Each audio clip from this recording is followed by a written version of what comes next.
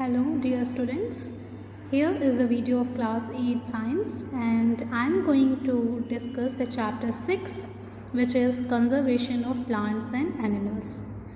So हम लोग आज पढ़ने वाले हैं चैप्टर 6 जिसका नाम है conservation of plants and animals. So सबसे पहले हम इस चैप्टर के ऑब्जेक्टिव्स को देख लेते हैं. Let's begin. So let's see what are the learning objectives of this chapter. The first one is understand the importance of biodiversity. इस चैप्टर में आपको बायोडाइवर्सिटी के बारे में पढ़ना है. तो बायोडाइवर्सिटी का क्या इम्पोर्टेंस है उसे आप समझ पाएंगे. Then learn the major causes of loss of biodiversity.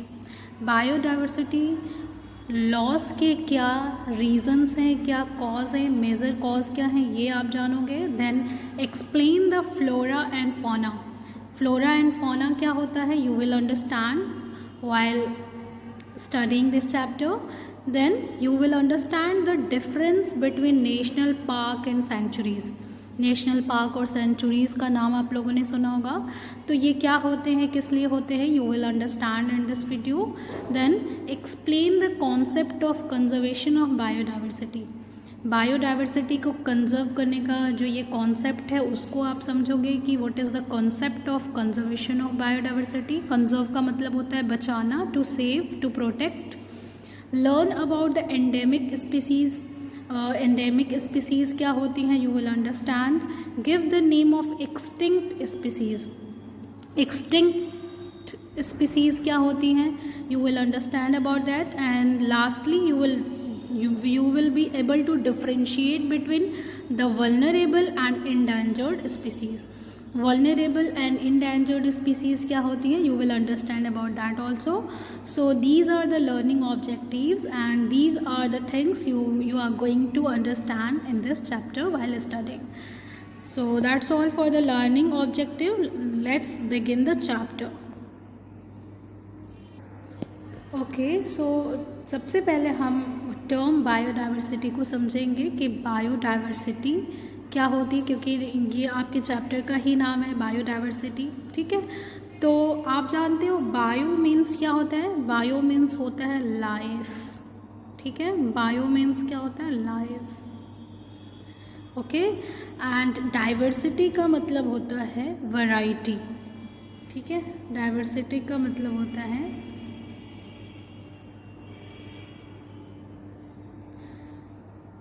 variety.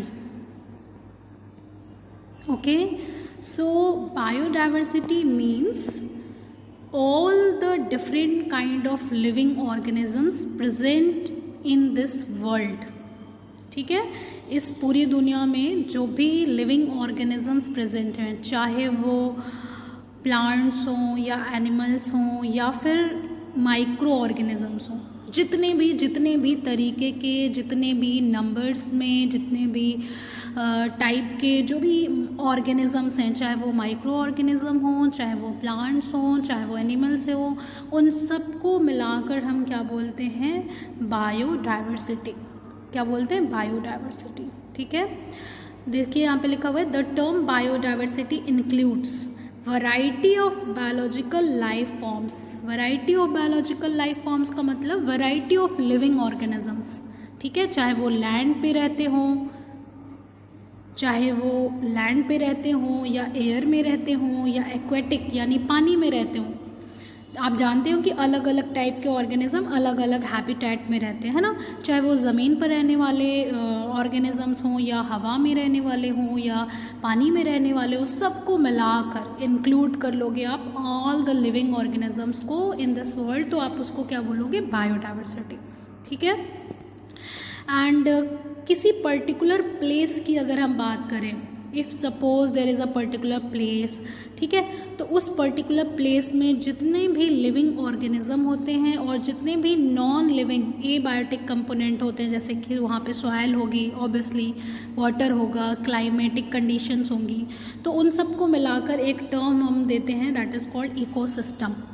Ecosystem क्या है, the interaction between living and non living things at one place. ठीक है, कोई जगह है वहाँ पे जो भी नॉन लिविंग कंपोनेंट्स हैं और जो भी लिविंग कंपोनेंट है उनको अगर उनके इंटरैक्शन से, उनके कॉम्बिनेशन से जो एक सिस्टम बनता है दैट इज़ कॉल्ड इकोसिस्टम। ठीक है, तो बायोडाइवर्सिटी में variety of plants and animals को इंक्लूड किया जाता है।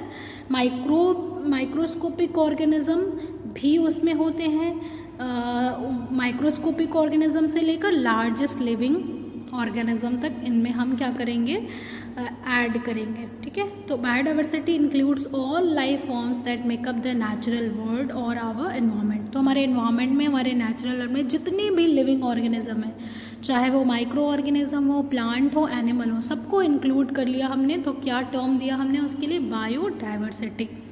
ठीक है, अगेन यहाँ पे लिखा हुआ है 10 biological diversity is the occurrence of innumerable number. Innumerable मतलब आपको पता नहीं, you can not gas. Okay, so innumerable मतलब बहुत सारे, जितने भी हैं, all the living organisms of different types, अलग अलग टाइप के होंगे ऑब्वियसली, एंड अलग अलग हैबिटेट में होंगे, एनवायरनमेंट में होंगे, तो उस तरीके से उन्होंने खुद को अडॉप्ट किया होगा। तो ये सब मिलाकर जो है वो क्या कहलाएगा, बायोडाइवर्सिटी। ओके, सो बायोडाइवर्सिटी किस मतलब होता है कि all the living organisms present at some place. Okay, तो हम लोगों ने अभी जान लिया कि बायोडाइवर्सिटी क्या होता है। लिविंग ऑर्गेनिजम्स, ठीक है, variety of all the variety and number of organism present in this world, इसको बोलते हैं बायोडाइवर्सिटी। ठीक है, अब हम पढ़ेंगे reasons for the loss of biodiversity.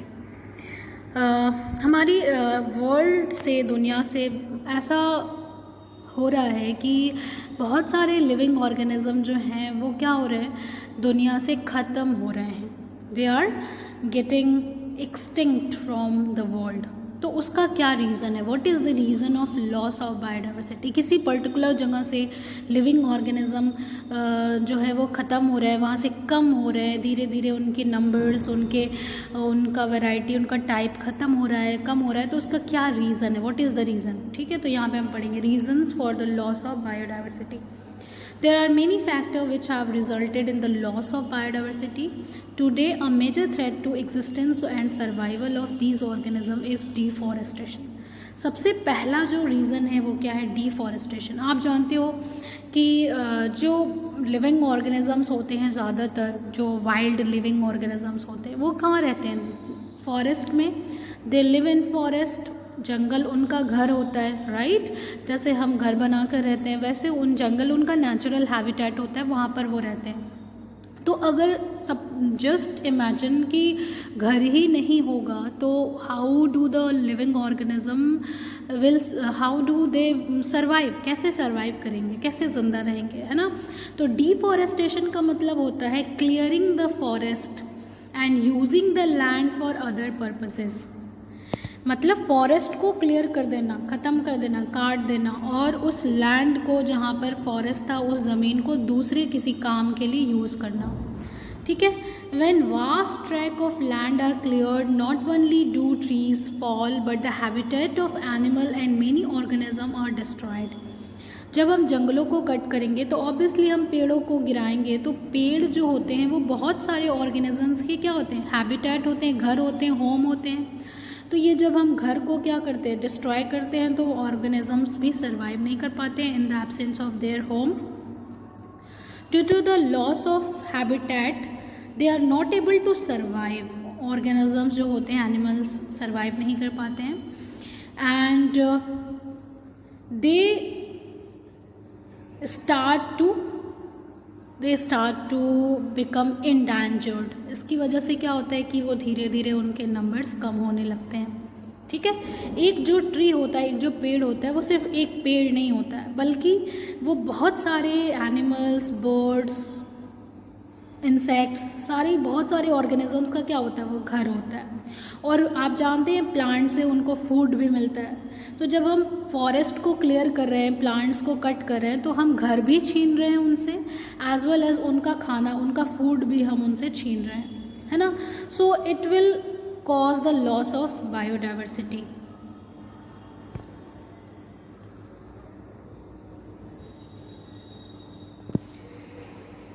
Like you can see in this 2 picture, यहाँ पे आप देख सकते हो बिफोर डिफॉरेस्टेशन, ये डिफॉरेस्टेशन नहीं हुआ है तो you can see how dense and thick this jungle is. But here you can see after deforestation ये बिल्कुल कैसा हो सकता है, यहाँ पर कोई एनिमल ऑर्गेनिज्म कैसे रह सकता है, राइट. तो this is the cause. Now we will discuss about the causes of deforestation. क्यों हम जंगलों को काटते हैं, पेड़ों को गिराते हैं, इसका क्या रीज़न है. Let's see. The forest trees are cut to obtain land for cultivation to feed the growing population. आप जानते हो कि डे बाय डे इंसानों की, ह्यूमन बींग्स की पॉपुलेशन बढ़ रही है. तो पॉपुलेशन बढ़ी तो उनकी demand of food and space, place to live, ये सारी चीज़ें भी बढ़ रही हैं. तो रहने के लिए उनको जगह चाहिए, घर बनाने के लिए जगह चाहिए इंसानों को, एज वेल एज उनको खाना भी तो चाहिए. खाने के लिए हमें और लैंड चाहिए होगा, ज़मीन चाहिए होगा खेती करने के लिए. तो हम लैंड फॉर कल्टीवेशन के लिए ज़मीन मिले ताकि हम खेती कर सकें, उनसे कल्टीवेट कर सकें, खाना मिल सके, एवर इंक्रीजिंग पॉपुलेशन की डिमांड को हम फुलफ़िल कर सकें. तो इसलिए हम लैंड को कट करते हैं, सॉरी फॉरेस्ट को हम क्लियर करते हैं to get the land for cultivation. To get the land for building houses, factories, road and dams. हमें घर बनाना है, फैक्ट्री बनानी है, रोड बनाना है, डैम्स बनाना है, तो इस सब वजह के लिए भी हम जंगलों को काटते हैं. To obtain wood for making paper, doors, windows, furniture. आप जानते हो कि हमें पेड़ों से लकड़ियाँ मिलती हैं, लकड़ियों से हम अलग अलग आइटम्स बनाते हैं. तो वुड के लिए हम पेड़ों को कट करते हैं. To obtain wood for using fuel. लकड़ियों से हमें फ्यूल भी मिलता है, एज अ फ्यूल भी हम लकड़ियों को यूज़ करते हैं. तो ये भी एक रीज़न है जंगलों को काटने का. और कुछ नेचुरल कॉजेज़ भी हैं जैसे forest fire and severe drought. ठीक है, कभी कभी जंगलों में गर्मियों के सीज़न में जंगलों में आग लग जाती है, तो ये भी एक रीज़न है. ड्रॉट, सूखा पड़ जाता है तो उससे भी जंगल जो होते हैं, वो पेड़ जो होते हैं वो मरने लगते हैं. तो ये एक नेचुरल है, but these are the man made cause. Okay, now will talk about the consequences of deforestation. अगर डिफॉरेस्टेशन लगातार हो रहा है, उसमें कोई प्रिवेंशन नहीं है, तो उससे क्या कॉन्सिक्वेंस होगा, उसका क्या रिजल्ट होगा, क्या असर पड़ेगा, ये हम देखते हैं. Large scale of deforestation has resulted in many problem for Mankind. इंसान अपनी ही ज़रूरतों के लिए जंगलों को कट करता है, लेकिन अगर ये हमने लार्ज स्केल पर किया और बहुत ही रैपिडली किया, बहुत तेज़ी से अगर डिफॉरेस्टेशन हम करते रहे, तो उससे मैनकाइंड को ही, इंसानों को ही प्रॉब्लम होने वाली है. क्या प्रॉब्लम होगी, let's see. Increase in carbon dioxide temperature and pollution level on the earth resulting in global warming. देखिए, पेड़ जो होते हैं वो क्या करते हैं, they absorb the carbon dioxide gas, है ना, कार्बन डाइऑक्साइड गैस को एब्जॉर्ब करते हैं. तो अगर जंगल नहीं होंगे, पेड़ नहीं होंगे, तो कार्बन डाइऑक्साइड का जो परसेंटेज है वो एनवायरनमेंट में बढ़ जाएगा. ठीक है, और कार्बन डाइऑक्साइड एक ग्रीन हाउस गैस है जो कि अर्थ पे आने वाले हीट को, सन रेज को ये क्या करती है, ट्रैप करती है. ठीक है, जैसे ये अर्थ है, दिस इज़ द अर्थ, ये चारों ओर हमारा एटमॉस्फेयर है, इसमें CO2 है. तो सन से जो लाइट एंड हीट रेज आती हैं, ठीक है, ये जो हीट यहाँ से आता है, तो इन रेज को ये कार्बन डाइऑक्साइड क्या कर लेती है, ट्रैप कर लेती है और वापस नहीं जाने देती है. तो that's how it maintain the overall temperature of earth. Earth का जो एटमॉस्फेरिक टेम्परेचर है, इसको ये CO2 जो है वो मेंटेन करके रखती है. अगर सारा का सारा हीट वापस चला जाए तो अर्थ फ्रीज़ होने लगेगा, बहुत ठंडक पड़ने लगेगी. लेकिन ग्रीन हाउस गैसेस की वजह से हमारे अर्थ का जो टेम्परेचर है वो एक बैलेंस होता है और जिससे हम सर्वाइव कर सकते हैं. लेकिन अगर CO2 का लेवल इंक्रीज़ हो जाएगा तो अर्थ का टेम्परेचर भी क्या हो जाएगा, इंक्रीज़, जिसको हम लोग बोलते हैं ग्लोबल वार्मिंग. और ग्लोबल वार्मिंग से क्या होता है, जो ग्लेशियर्स हैं, जो आइस कैप्स हैं माउंटेन पे, ये जो बर्फ़ हैं बहुत सारी, वो पिघलने लगेगी, मेल्ट होने लगेगी, क्योंकि गर्मी बढ़ेगी तो they will start to melt. और जब वो मेल्ट होने लगेंगे तो all the water will ultimately reaches to the sea में जाएगा वाटर, और सी का जो लेवल है it will increase, sea level will increase, और सी लेवल इंक्रीज होने से क्या होगा, जो कोस्टल एरियाज़ हैं, समंदर के आसपास के जो एरियाज़ हैं, they will start to sink, वो डूबने लगेंगे, बाढ़ आएगी, है ना, फ्लड वाला कंडीशन होगा। प्लस ग्लोबल वार्मिंग से हमारा जो क्लाइमेट है उसका पैटर्न भी ड्रास्टिकली चेंज हो रहा है। तो क्लाइमेट चेंज भी हमें देखने को मिल रहा है। एक जो नॉर्मल रेगुलर पैटर्न था क्लाइमेट का ऑल ओवर द वर्ल्ड, उसमें चेंजेस देखने को मिले हैं। गर्मी, हद से ज़्यादा गर्मी पड़ रही है, गर्मियों में, ठंडक में हद से ज़्यादा ठंडक पड़ रही है, कहीं पे सूखा पड़ रहा है, कहीं पे बहुत ज़्यादा बारिश हो रही है। जितनी साल भर में बारिश होती थी वो 2 दिन में 3 दिन में बारिश हो रही है ना। तो अभी रिसेंटली आप देख सकते हो यूरोपियन कंट्री में, जर्मनी वगैरह में बाढ़ आई हुई है। और ऑस्ट्रेलिया में आपने सुना था कि इतनी ज़्यादा गर्मी पड़ी थी कि वहाँ जंगलों में आग लग गई थी और बहुत महीनों तक, ये कई महीनों तक ये आग बुझ नहीं सकी थी। सो इस तरीके के ड्रास्टिक क्लाइमेट चेंज आपको देखने को मिल सकते हैं। Decrease in the oxygen level, पेड़ हमें ऑक्सीजन देते हैं तो ऑक्सीजन का लेवल डिक्रीज़ होगा अगर पेड़ नहीं होंगे। Cutting down of tree on a large scale has resulted in depletion of water vapour in the atmosphere which has in turn affected cloud formation, thus resulting in less rainfall. This can even cause drought. देखिए, trees जो होते हैं उनके body से हमेशा क्या होता है, इवेपोरेशन होता रहता है। इवेपोरेशन के थ्रू जो पानी होता है वो ऊपर जाता है एनवायरनमेंट में और क्लाउड्स बनते हैं, फिर क्लाउड के थ्रू ही बारिश होती है ना। तो जंगल जो है वो बारिश करने में बहुत हेल्प करते हैं, क्लाउड फॉर्मेशन में बहुत हेल्प करते हैं। तो अगर जंगल नहीं होंगे, पेड़ नहीं होंगे तो क्लाउड फॉर्मेशन नहीं होगा, क्लाउड फॉर्मेशन नहीं होगा तो बारिश बहुत कम होगी, बारिश कम होगी तो सूखा पड़ेगा, राइट। तो वाटर साइकिल भी क्या होगी, इससे डिसबैलेंस होगी। The decrease in rainfall is leading to desertification. जब किसी जगह पे, पर्टिकुलर जगह पे जब पानी नहीं बरसेगा, बहुत कम बारिश होगी, तो उससे क्या होगा, वो ज़मीन जो है वो डेजर्ट में कन्वर्ट होने लगेगी। आप जानते हो, है ना, डेजर्ट, रेगिस्तान बनने लगेगा और वहाँ के पेड़ पौधे मरने लगेंगे। और पेड़ पौधे नहीं होंगे तो वहाँ के सॉइल में इरोज़न होगी, तो टॉप फर्टाइल सॉइल जो होगी वो इरोज़न के थ्रू क्या हो जाएगी, it will move away and exposing the lower hard and rocky layer which is less fertile. Over a period of time fertile and land gets converted into desert, desert में convert हो जाएगा and this is called desertification. कम पानी बरसने की वजह से desertification होगा, उस जगह पे रेगिस्तान बनने लगेगा। Deforestation decreases the water holding capacity of soil and decreases the infiltration rate of water into the ground. Thus, groundwater level get lowered, which in turn leads to flood as a lot of rainwater from deforested soil reaches into the river quickly. Deforestation की वजह से जो है वो soil की जो water holding capacity है वो भी डिक्रीज़ होगी, जिसकी वजह से पानी जो है वो ज़मीन के अंदर ना जाकर ऊपर ही बहेगा और वो नदियों में जाएगा जब बारिश होगी, और इससे फ्लड आएगा, बाढ़ आएगी। एनिमल बिकम होमलेस, जब जंगल आप काट दोगे तो जंगल जानवरों का घर होता है, एनिमल होमलेस हो जाएंगे। Deforestation lead to change in soil property like nutrient content, texture etcetera. पेड़ पौधों की ना होने की वजह से सॉइल में भी बहुत प्रॉब्लम होगी, ठीक है। चलिए नेक्स्ट पढ़ते हैं natural calamity. Okay, natural calamity भी एक रीज़न है लॉस ऑफ बायोडाइवर्सिटी का।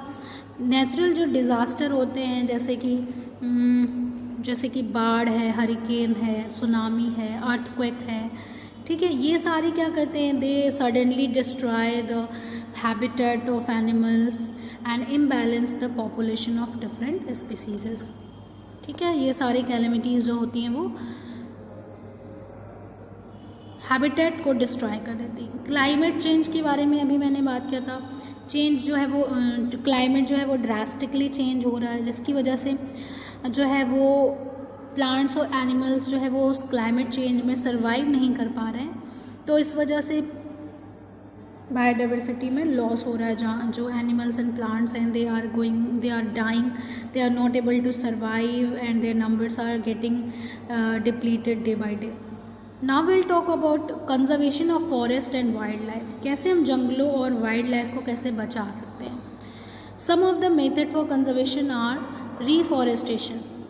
रिफॉरेस्टेशन का मतलब planting trees on a large scale, मतलब हम पेड़ पौधे लगाएं, जंगल बनाएं, प्रोटेक्शन ऑफ फॉरेस्ट, जंगलों को बचाएं, फायर से बचाएं। Protection of tree and plant from pest and insect, pest और इंसेक्ट से हम जंगलों को, ट्रीज़ को बचाएं। Minimum use of wood timber as a firewood alternative of tree should be used, वुड का कम से कम इस्तेमाल करें, उसका अल्टरनेटिव खोजें। Away exposing the lower hard and rocky, excessive grazing in and near forest should be stopped. Grazing, जो हर्बीवोर एनिमल होते हैं वो हर्ब्स को, ग्रासेस को खाते हैं, तो अगर वो एक्सेसिव ग्रेज करते हैं तो उससे क्या होता है कि ज़मीन से जो पौधे होते हैं वो रिमूव हो जाते हैं, छोटे छोटे जो हर्ब्स एंड ग्रासेस होती हैं। एंड ये एक्सेसिव ग्रेजिंग जो होती है वो हमें नियर फॉरेस्ट हमें क्या करना चाहिए, स्टॉप करना चाहिए। गवर्नमेंट को स्ट्रिक्ट रूल बनाने चाहिए और उसको अप्लाई करवाना चाहिए। And conserve paper and avoid usages of material made from skins and furs of animal. जो चीज़ें जो एनिमल के स्किन और फर से बनी होती हैं उसको नहीं हमें यूज़ करना चाहिए, ताकि जानवरों को लोग किल ना करें वो सामान बनाने के लिए। पेपर को भी कंजर्व करना चाहिए, क्योंकि पेपर हमें पेड़ से बनाकर मिलता है, तो जितने पेपर आप इस वेस्ट करोगे उतने पेड़ कट करने पड़ेंगे। Strict rules and regulation have been made by the government banning the hunting of endangered species. बहुत ही स्ट्रिक्ट रूल्स बनाए गए हैं गवर्नमेंट के थ्रू जो बैन करता है एंडेंजर्ड स्पीसीज़ को, एनिमल्स को हंट यानी शिकार करने के लिए। To protect the flora and fauna, protected areas like biosphere reserve, national park, sanctuaries have been marked। Protected जो है वो हैबिटेट बनाए गए हैं, जैसे कि biosphere reserve, national park, sanctuaries, ये वो जगह है जो जिनको प्रोटेक्ट किया गया है, जिनमें जो भी प्लांट्स एंड एनिमल्स होते हैं उनको कोई डिस्टर्ब नहीं कर सकता है। तो इस तरीके के मेथड्स के थ्रू हम क्या कर सकते हैं, बायोडाइवर्सिटी को कंजर्व कर सकते हैं। So that's all for this video. In the next video we'll talk about the next topic of this chapter, like biosphere reserve and the remaining topic. Till then, thank you, have a nice day.